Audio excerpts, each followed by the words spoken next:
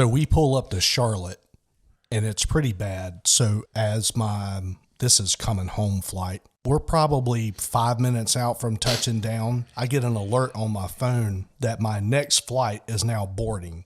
So I'm like, oh man, I'm going to be cutting this one close. Last time when I flew there, I was in Concourse A. I had 7 minutes to run to Concourse C.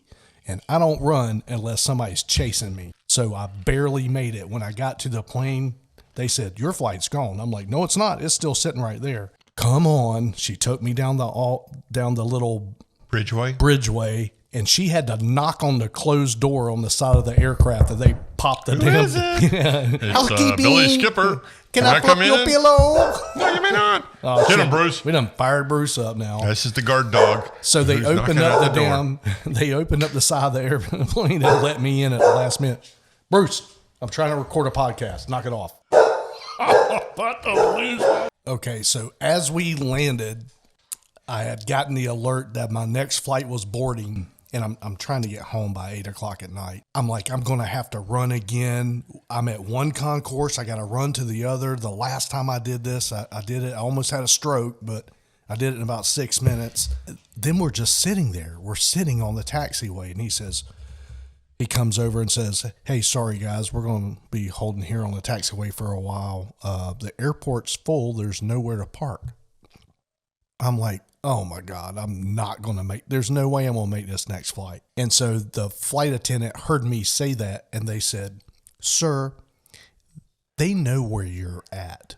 Your next plane is not going to take off without you. And I'm thinking, bullshit. Yes, they will take off without you. In a New York minute. And so then after about 10 minutes of just sitting in purgatory, the pilot comes over the intercom and says, hey, we are changing our concourse from A to Delta. I said, that is fantastic. My next flight was in D. So I look on my app and we've changed to gate D11. My next flight is D12. I'm about to park right next to the next plane I got on. Man, I'm going to pull this off. This is going to be excellent. And we sit there. And we sit there, and we sit there. And you watch the plane pull out of the gate next to you. I watch my next flight so much for that pull out of D12, and I watch my app change gate from D11 to D12. We parked where my next plane was sitting at, and I looked at the airline stewardess, and I just said, lost my camera again. My flight pulled into the same parking spot, D12, as my next connecting flight was. And I looked at the airline steward. I said, so my plane's not going to leave without me? Guaranteed, sir. There's a computer system that tracks all the passengers. They know your next flight is.